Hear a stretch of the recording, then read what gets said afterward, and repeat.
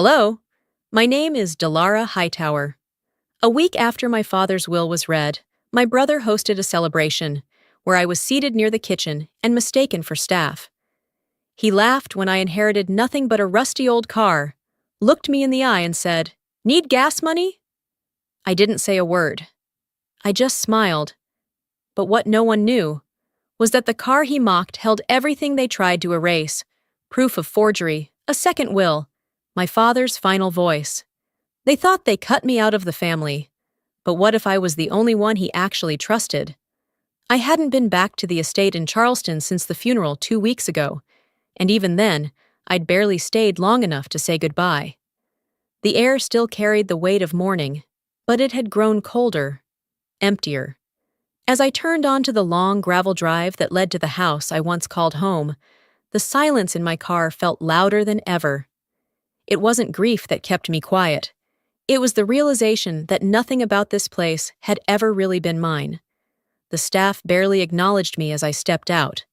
One of them nodded politely before returning to whatever they were doing, trimming hedges, dusting railings, placing fresh-cut flowers in vases too expensive for anything real to grow from. My cousins whispered near the porch, but no one came to hug me. No one even asked how I'd been. I was a footnote in my own family's story. Inside, the air was thick with formality. Mahogany paneling, crystal chandeliers, paintings of dead men with stern faces. Everyone was dressed in black or navy. The lawyer, Mr. Keene, stood near the fireplace holding a thick leather folder. He didn't smile. "As you all know," he began, "Mr. Hightower left very specific instructions in his final will. We are here to execute them." Orson, my older brother, leaned back in his chair like he owned it. And he did, technically. The estate, the family business, the stocks, all of it was coming to him. Even before the papers were read, we all knew it. To Orson Hightower, Mr. Keene said, goes the family estate, the company shares totaling 74%, and the Charleston holdings. A few people clapped politely. Orson didn't bother pretending to be humble. He just smirked. "And to Delara Hightower," Keene continued, adjusting his glasses.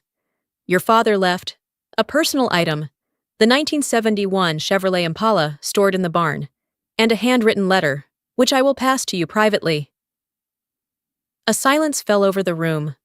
It was so quiet, I could hear the ice clinking in someone's glass across the room. I kept my face still. Calm. Dignified. Orson leaned in, just enough for only me to hear.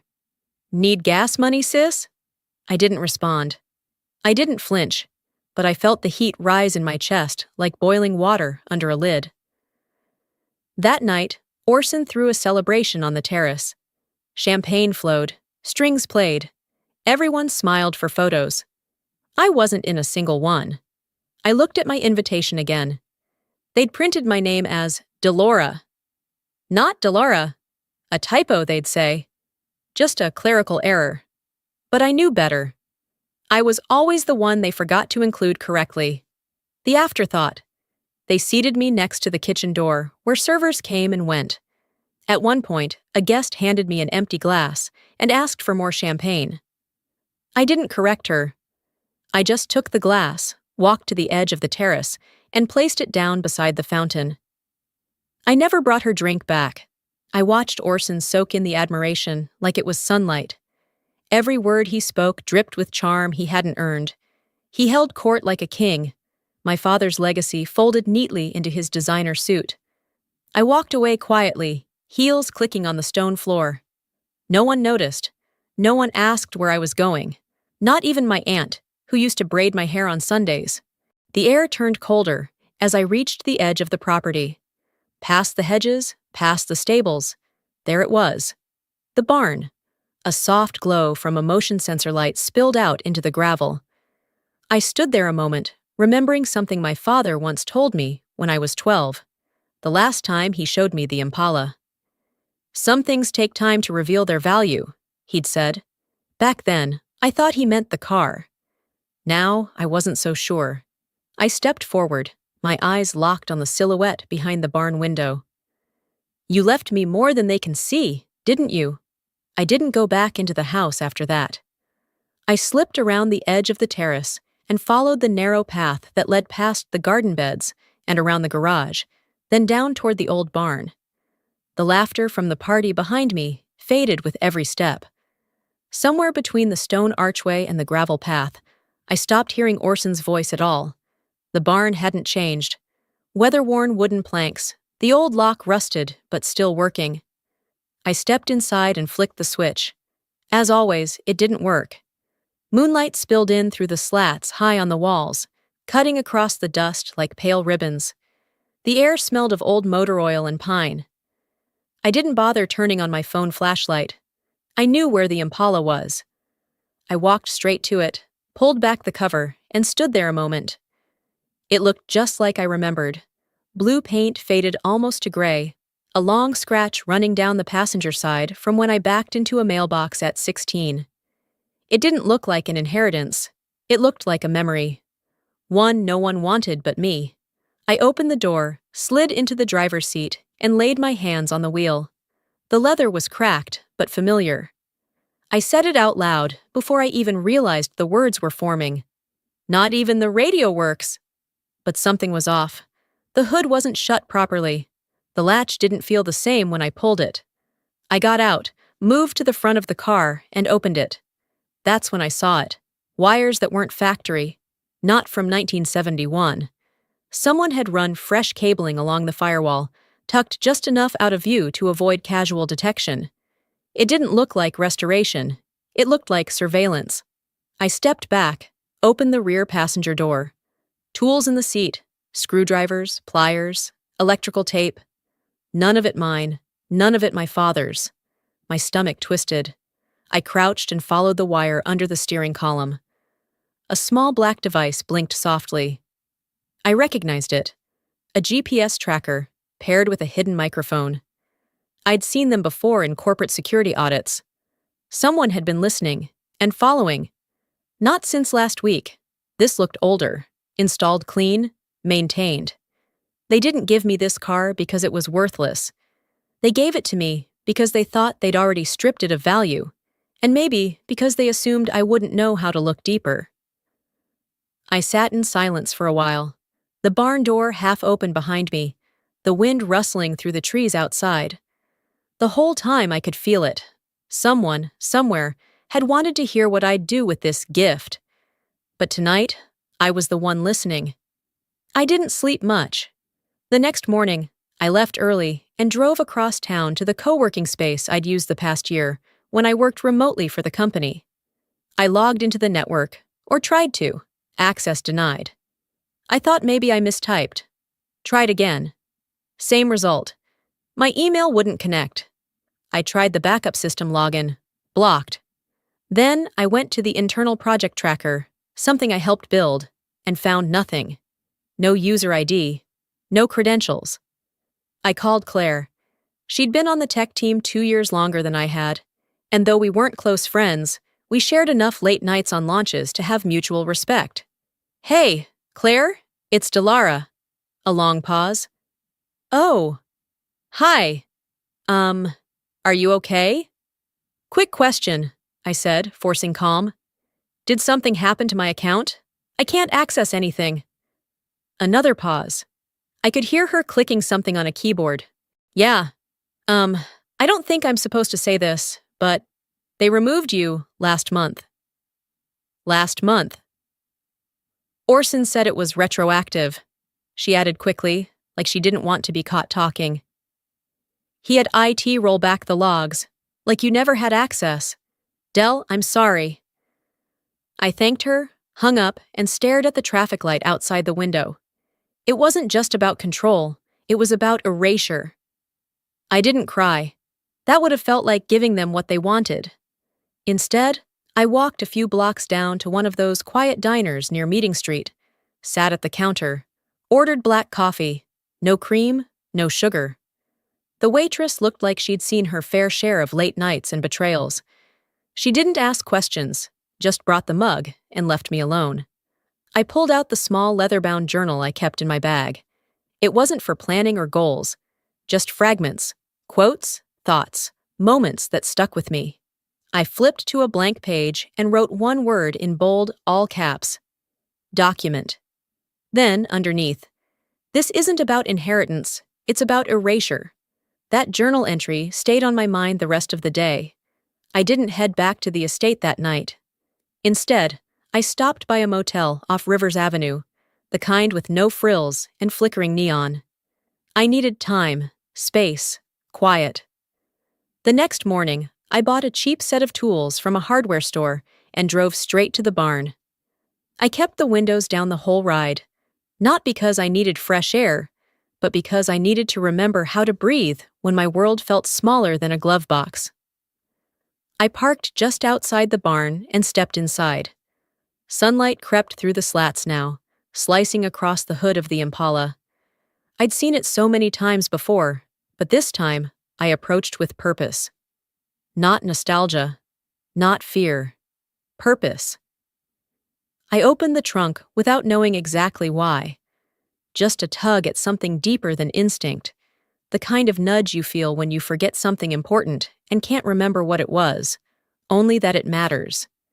The carpeting inside was stiff from years of humidity, but I noticed a section toward the back that looked newer, cleaner. I peeled it back and found a small panel. Wood, not metal. Hand-cut. Screwed in by hand. My hands moved on their own, reaching into the bag for the screwdriver I'd just bought. It took me a few minutes, but the panel popped loose with a creak. Behind it was a wooden box, maybe 14 inches wide, aged but intact. A rusted lock held it shut. I sat down on the trunk ledge, rested the box on my lap, and picked at the latch until it gave way with a reluctant snap. Inside, silence. Not literal silence. There were papers, receipts, folders, but everything inside made me still. My breath, my heartbeat, my thoughts. They all stopped. The folder on top read, Transfer, Delara Hightower. My name, my actual full name. Not Delora, not Del, not the girl with the car. Me. I opened it slowly, revealing property deeds, 4, maybe 5. All with my name typed clearly, stamped, signed. Dated years ago. Stock shares too. Minority holdings, yes, but valuable. More than anything I'd ever been told I had. One even had a sticky note in my father's handwriting, keep this safe.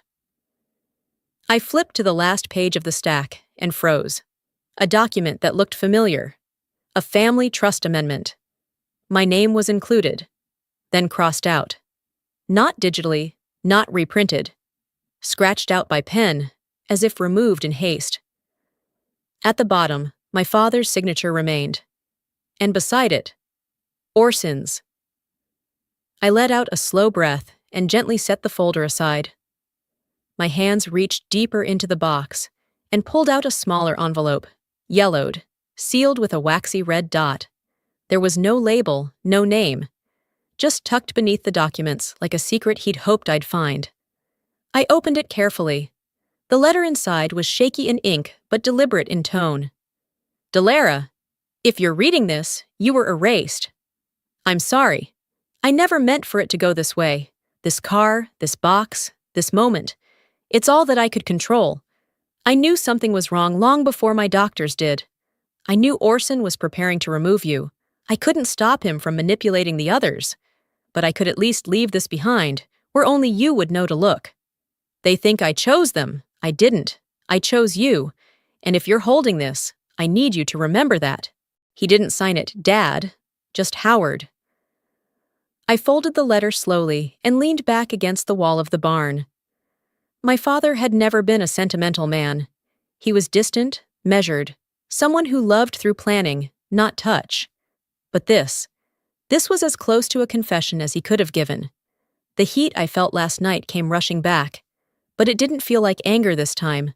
It felt like awakening, like a quiet thread pulling me forward. For years, I wondered if I'd misread him, if my absence in board meetings, family photos, succession plans meant I'd somehow fallen short. But he saw it, he knew, and he acted. Quietly, secretly, in a way that would only make sense after he was gone. I placed the documents and the letter into a separate folder from my bag and closed the trunk. I sat in the driver's seat, still, and stared out through the cracked windshield at the barn doors. They gave me this car thinking it was a joke, or a leftover. But this wasn't a relic, it was a vault, and now it was mine. I ran my fingers along the dashboard once more and started listing the facts in my head. Deeds, shares, a trust amendment, a letter. I had the bones.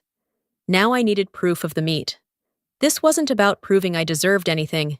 It was about proving they knew I did and chose to erase me anyway. I reached for my phone, opened my Notes app, and typed out a single task list.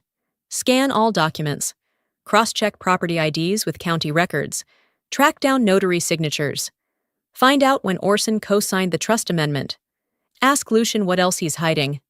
The last item sat there a little heavier than the rest. My father's lawyer, his closest confidant in the end, hadn't told me about this, hadn't warned me. That wasn't a mistake. That was a choice. I would give him one chance to explain, just one. I started the engine out of instinct. It didn't turn over, of course. Battery was long dead. But in that moment, I didn't need it to run. I needed it to remind me that I could. I leaned forward, resting my forehead against the wheel, and whispered, "If they took this from me once, they'll try again. But this time, I'm the one watching." The message was short. 10 words, no punctuation, just enough to make her know I wasn't bluffing. I sent it from the parking lot outside the courthouse, still holding the flash drive I'd been given. The county records clerk had been polite, but she didn't hide her curiosity. "Been a lot of Hightowers through here," she said as she handed me the thumb drive, her eyes scanning me from behind thick-rimmed glasses. "Some of 'em louder than others." I gave her a tight smile. "I'm one of the quiet ones." Back inside my car, I plugged the drive into my laptop and opened the file folder labeled Archived Footage, 2019. My heart thudded low in my chest. I didn't know what I expected to find. Maybe a scan of a signed document, maybe nothing. But not this. It was security camera footage, grainy and time-stamped. A side hallway at Hightower and Knox Legal. I recognized the corridor, used to walk it when I interned there during college. The camera pointed toward a conference room door. In the video, a woman walked in, face partially turned from the lens. She wore a navy blazer, her dark blonde hair swept into a low bun. But when she turned to adjust something on the table, I saw her face. Aunt Verena. She sat down, pulled out a folder from her bag, and took a pen from her coat pocket. I watched her place several documents on the table, then lean in. She signed a name. My name. Delara Hightower. I froze. Not because I didn't believe it. I'd suspected her for years, of favors, of quiet manipulations. But seeing it on screen felt different. It wasn't a hunch anymore. It was proof. She lingered a moment, looked right into the camera, either unaware or unfazed, and gathered the papers calmly before walking out. The footage ended. I sat back and stared at the screen, fingers twitching. All these years, I'd told myself maybe I wasn't assertive enough. Maybe I hadn't tried hard enough. But this was theft. Not of money or title, but identity. She hadn't just taken my signature, she'd taken my place. That afternoon, I messaged Lucian and asked him to meet me somewhere quiet. We picked a small cafe tucked near the old waterfront, one of those places with worn booths and waitresses who'd been there long enough to forget your name, but never your order. He arrived before I did, seated in the corner, with a cup of chamomile tea, tie slightly loosened. He looked tired, not just from age, but from the weight of years lived defending other people's secrets. "I assume this isn't a casual check-in?" he said as I slid into the booth across from him. "I found footage," I said, skipping pleasantries. 4 years ago, Verena forged my name on property transfers. They match what was hidden in the Impala. Lucian didn't react right away. He sipped his tea, eyes not leaving mine. "There's something else," he said softly. Your father submitted a revised will, 3 weeks before he died. I blinked. What? He nodded. He updated it, added you back in, gave you significant control, estate shares, decision-making rights. He filed it, but the document was intercepted, never recorded. Intercepted by who? I don't have proof, but Orson's legal team closed ranks immediately after the filing. I was pushed out. Officially, it was a conflict of interest. I assumed you knew.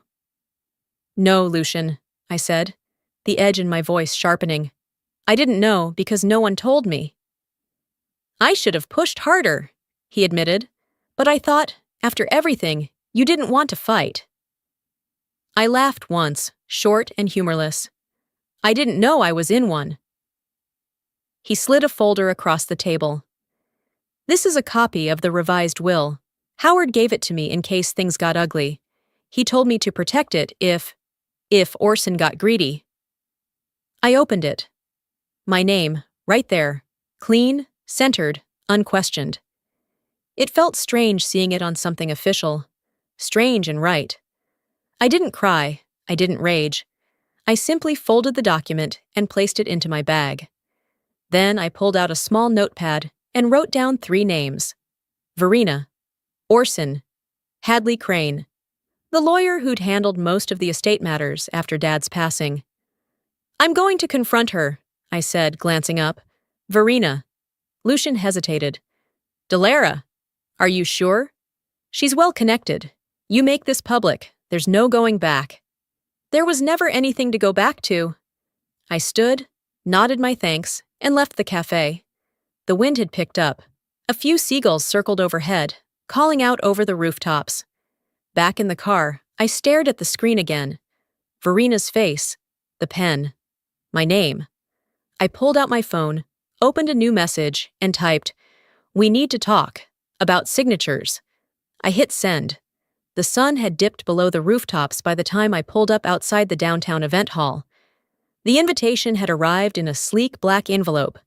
No RSVP requested. Just expected. Orson was calling it a legacy celebration. That name alone told me exactly what he planned to do. Rewrite the story in real time. I stepped inside, unnoticed, as the crowd mingled over past hors d'oeuvres and bottomless glasses of Pinot. No one looked twice at me. Not the executives shaking hands, not the board members nodding through practiced smiles. To them, I was still the girl who got the car, and nothing else. That's how he wanted it. From the back of the room, I watched Orson glide onto the stage. Navy suit, crisp collar, smile so polished it could blind a camera flash. The room hushed. He adjusted the mic, cleared his throat, and began the performance. I want to thank everyone here tonight for carrying my father's legacy forward, he said, his voice rich with feigned humility. Howard Hightower believed in hard work, integrity, and family unity. Tonight, we honor that spirit. On cue, a screen behind him lit up. A montage began. Childhood videos of Orson playing baseball in the yard, with Dad. Graduation photos, business milestones. Not a single clip of me. Not one. Even group family photos had been carefully cropped or blurred, my presence erased like a smudge on glass. The final image was of him and Dad, seated side by side at the company headquarters, framed as if it were a passing of the torch. I could practically hear the camera shutter in my memory, because I took that photo. And I remembered standing behind the lens, holding back tears, because Dad had asked me to capture the moment, instead of sitting beside him. A reporter raised her hand during the Q&A. Mr. Hightower, how do you respond to your sister's recent claims about a second will? His smile didn't flinch. My sister is grieving. We all are, but grief doesn't change legal filings. Polite laughter followed. I didn't move. I didn't blink. I let his words settle around the room like smoke from a match lit too close to dry timber. After the event, I didn't wait for him to spot me. I turned and walked out the side exit, took the back road to the estate, and drove straight to the barn. The car was still there, untouched. I sat in the driver's seat and opened the glove compartment out of habit, even though I'd checked it before. Something felt off. I reached under the dashboard, and my fingers brushed against a strip of electrical tape. Tucked behind the panel was a flash drive. Tiny. Unmarked. I grabbed the old laptop I'd stored in the back seat, booted it up, and inserted the drive. It buzzed quietly. A single file appeared. Voice MP3. I clicked play. My father's voice filled the barn. Worn, thin, but unmistakably his. "If you're hearing this," he began, "they didn't want you to. That car is your shield." He paused, breath labored. "Orson is capable, but careless. He'll burn what he can't control. I saw it. Too late, maybe. But I saw it." I sat still, my hand on the laptop. The old air in the barn seemed to press closer around me, like it wanted to listen too. "I made mistakes," he continued, "but not this one. You were never meant to be erased. You were meant to outlast them. This file, these documents, they're yours now.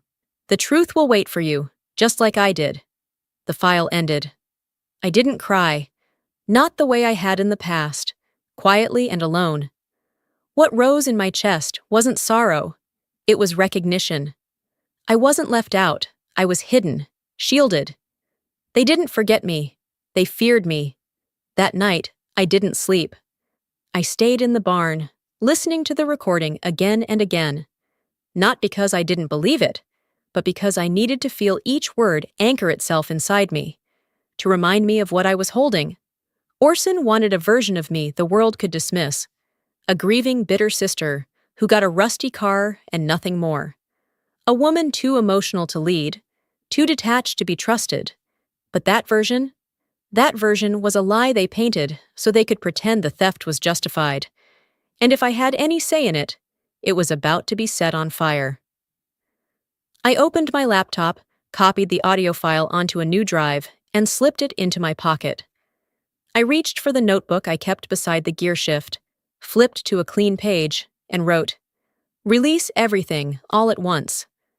Then, just below it, "Then it's time to burn the version of me they made up."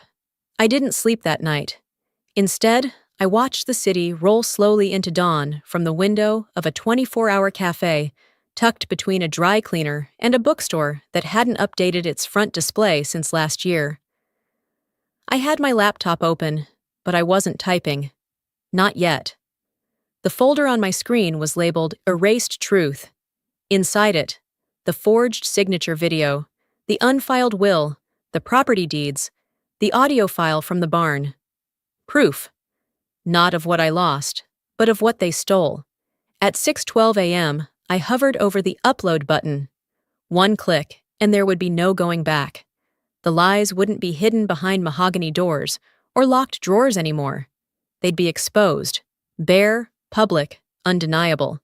I took a slow sip of cold coffee, then clicked. It took less than 30 seconds. The archive was live. Then I opened a blank post, attached the link, and wrote, "In honor of my father, and the truth he left behind. For those who never got a seat at the table, even when they helped build it." I hit publish. I closed the laptop and leaned back, letting the hum of the city seep in. I didn't check reactions. I didn't refresh. I just breathed. By the time I drove back to my place an hour later, my phone was buzzing nonstop. Missed calls, texts from numbers I hadn't saved, notifications from news outlets. The post had gone viral, not just within the business circles, but across Charleston. Erased Daughter was trending by mid-morning. Local journalists called it the scandal of the season. Former employees at Hightower Properties began speaking up, quietly, cautiously. Some confirmed they'd seen Verena in meetings she had no role in. Others recalled questions being redirected from me to Orson, even when I was the project lead. By noon, the real estate group's main website was down. Maintenance, they claimed. At 3:04 p.m., there was a knock on my door. I didn't check the peephole. I knew. Verena stood there in pearls and a sky blue sweater set, looking like she just stepped out of a Sunday brunch in Mount Pleasant. Her smile was syrupy. Her eyes weren't. "Dilara," she said, drawing out the last syllable like it was a flavor she didn't care for. "We should talk." I crossed my arms and leaned against the doorframe. "No need. Everything I have to say is already public." She gave a soft chuckle. "Come on now, don't be dramatic. You've made your point. Let's be reasonable." I tilted my head. "You forged my signature. Reason left the room 4 years ago."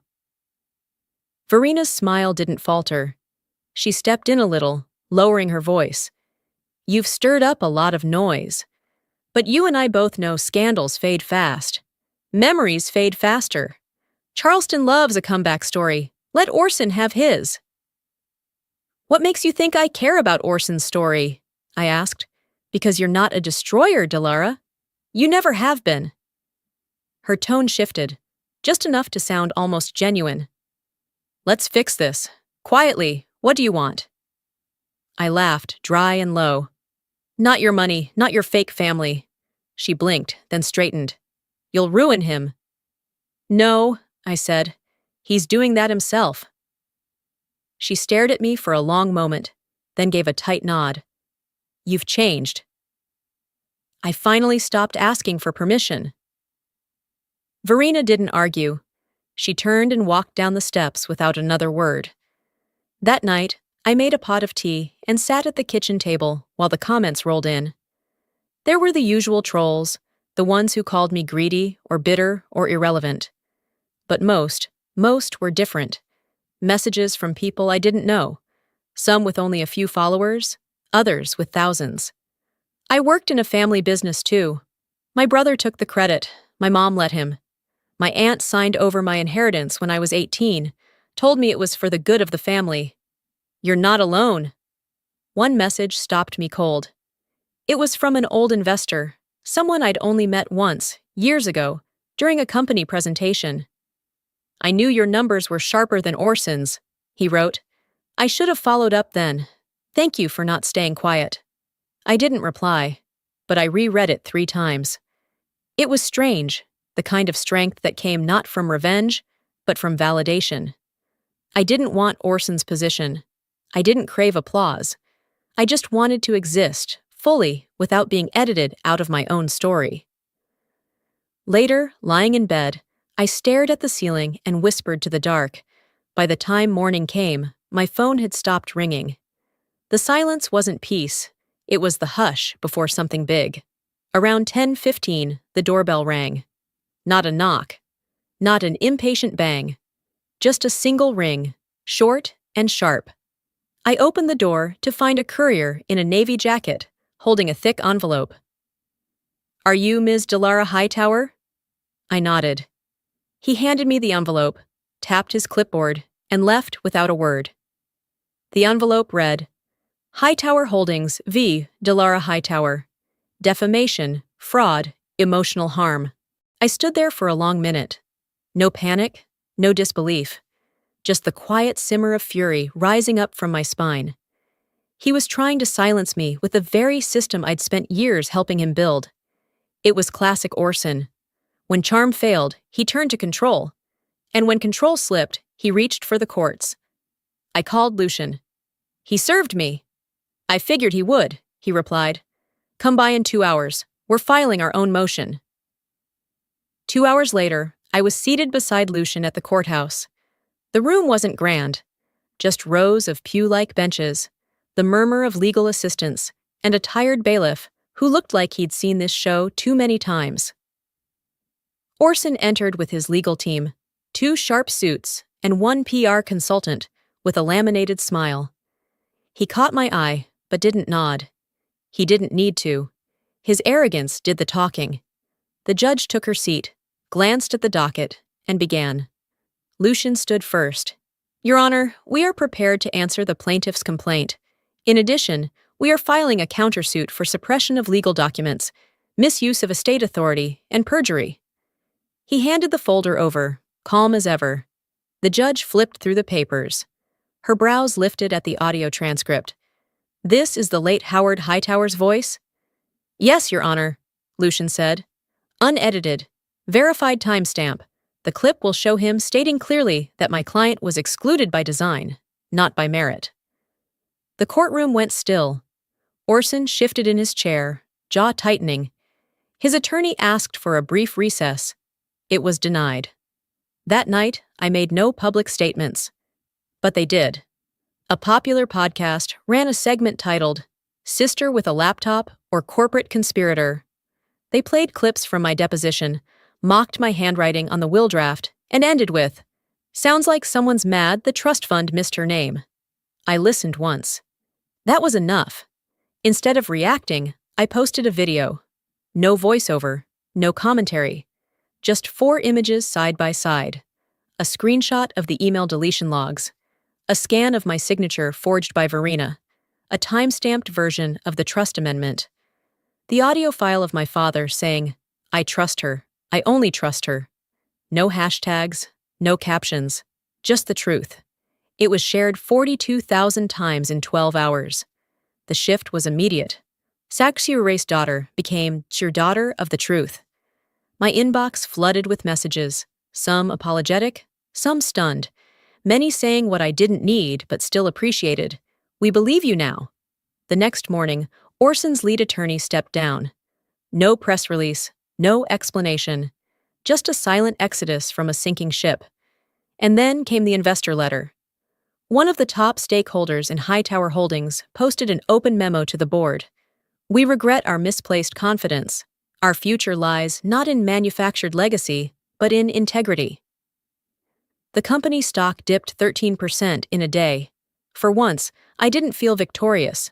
I felt vindicated. This wasn't about winning. It was about being seen. At the courthouse that afternoon, reporters waited outside. I stepped through the doors in a navy dress I'd owned for 5 years, the same one I wore to Dad's memorial. The crowd pressed forward. "Dilara, do you have any comment? Will you settle? Is Orson stepping down?" I held up a hand, not to silence them, but to signal I had one thing to say. "We're not done yet." The invitation arrived the next afternoon, delivered by hand, thick ivory cardstock with gold trim.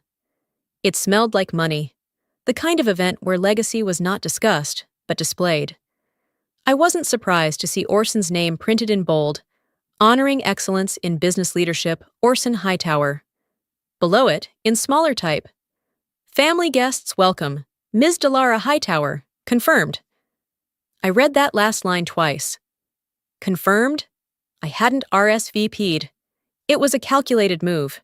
He wanted me there, not to reconcile, but to stage his version of redemption. A carefully curated moment where he could play gracious, turn the tide, and silence me once and for all. I decided to attend, not because I wanted the spectacle, but because I wasn't finished. That Thursday evening, I pulled into the Charleston City Hall parking lot just after 6. The plaza was already buzzing with press vans, valet lines, and small clusters of attendees in cocktail attire, checking their teeth in phone screens and adjusting cufflinks. Inside, the rotunda glowed with chandeliers and political polish. Rows of seats faced a podium flanked by banners bearing the Hightower crest and some vague motto about legacy with integrity. I found my seat in the 3rd row, pre-assigned, right side, just far enough to frame me in press photos without putting me too close to Orson's spotlight. He took the stage at 6:45 sharp. He looked thinner than usual, sharper around the edges. His voice, though, still had the same smooth cadence. I recognized every syllable, scripted, practiced. "Ladies and gentlemen, tonight is not just about me," he began, "but about honoring the work my father built, and the unity of our family which has endured, even through difficult seasons." He paused. A calculated breath. "There have been misunderstandings, moments of tension, but tonight we choose reconciliation. We choose to move forward." Then he did it. He gestured toward me. "Dilara, would you join me?" The crowd shifted. Heads turned. Cameras clicked. I felt every eye follow me as I rose. I climbed the steps slowly. Not to stall, but to steady myself. I didn't look at Orson right away. I looked at the people in front of us. the board members who'd nodded along with every lie, the socialites who had once asked me if I was the adopted one, the employees who pretended I didn't exist. Then I turned to my brother. He extended the mic toward me, eyes warm with performance. I took it gently, then stepped half a pace away. "There are truths," I began, my voice calm and clear, "that do not need forgiveness. They need exposure." Silence. A real one. Not the kind that hangs between speeches, but the kind that cuts through noise like glass. I handed the mic back and walked down the steps without another word. Behind me, I heard murmurs swell, then stall. The next speaker hesitated, unsure if the program should continue. I kept walking, straight out the doors, into the cool air of the Charleston night. The fallout didn't take long. By sunrise, Hollings Capital had released a formal statement. "We are withdrawing all financial support from Hightower Holdings, effective immediately, due to revelations of misconduct and intentional misrepresentation." The company website removed Orson's photo by noon. Several smaller partners followed. The real estate industry doesn't forgive dishonesty, not when money's on the line. That evening, I passed City Hall again on my way home. News crews still lingered outside. Someone recognized me, raised a microphone. I kept walking. No press statements, no interviews, no sound bites. Just a woman walking away from a chapter she didn't choose, but refused to let be rewritten without her voice. I turned the corner, where my car was parked beneath a willow tree. I paused there for a moment, the branches swaying low like they wanted to hear a secret. "There's still one thing left to finish," I whispered. I didn't go home after leaving City Hall. Instead, I drove along East Bay Street, then circled down toward the old part of town, where the sidewalks are still uneven brick and the ironwork fences have stories older than my family name. I parked by the waterfront, watched the masts sway against the fading skyline, and sat in silence. I wasn't ready to let go. Not yet. A few days later, I received an invitation from the Charleston Historical Museum. No ceremony, no press. Just a quiet note that said, "Your father's car is ready. We'd be honored to have you see it first." I arrived early. No entourage, no cameras. Just me and the echo of my heels on marble floors. The building smelled of lemon oil and paper, like stories preserved under glass. I turned the corner into the new exhibit room. There it stood. The Impala had been restored to perfection. Its paint, a rich steel blue, now polished to a mirror finish, reflected the lights overhead. The leather seats had been conditioned, but not replaced. The small crack in the passenger door left untouched, preserved like a scar that carried too much truth to cover up. I approached it slowly, letting myself absorb every inch of it. The same car they laughed at, the one Orson called junk. It now stood on a raised platform, behind velvet ropes, under a glass dome. To the right, a simple plaque read, "This vehicle held more than memories. It carried truth." I let my eyes drift to the far wall. Framed photographs lined it. My father in his early business years, photos from development sites, ribbon cuttings, newspaper clippings. But one image stopped me cold. A photo of me. Not cropped, not blurred, not cut away. It was from my 12th birthday. I stood between my father and Orson, one hand on the car door, the other holding a key he had just placed in my palm. I remember how big that key felt back then, how it had made me feel trusted, worthy. The original photo had once been edited. My part removed for a magazine article. I found that version months ago, buried in a drawer. But this was whole. Below it, a brass plate read, "Legacy is not what you leave, it's who remembers." I stood there for what felt like hours, letting the weight of that sentence settle. I didn't need to speak. My silence had done the work, and now my presence was etched into more than just memory. As I walked toward the exit, I noticed a small group of schoolchildren with a tour guide entering the exhibit. One little girl, no older than 10, pointed to the car and asked, "Whose is that?" The guide smiled. That belonged to Delara Hightower. She used it to prove the truth about her family's legacy. The girl nodded slowly, then whispered to her friend, "Cool." I smiled. Just a little. That night, back home, I made a cup of tea and curled up on the couch with a blanket. The house was quiet. My inbox had finally stopped buzzing, but one message slipped in. No subject line, no signature, just a single paragraph. "You don't know me. But because of your story, I didn't jump today. Thank you." I read it twice, then a third time, then closed my laptop gently. That kind of message, you don't reply to. You let it sit. Let it warm the parts of you no court ruling or corporate battle ever could. Later, I stepped outside. The museum's dome was just visible from my porch. The city felt softer somehow, like it had exhaled. I watched the wind play with the leaves of the old magnolia tree in the front yard, and whispered, to no one in particular, maybe to him, maybe just to the night. Some things aren't meant to be inherited, they're meant to be rebuilt and remembered. Sometimes the quietest daughters leave the loudest legacies. Some things aren't taken from you, they're buried, hoping you won't dig deep enough to find them. But truth has a way of surfacing, especially when someone dares to stand up alone.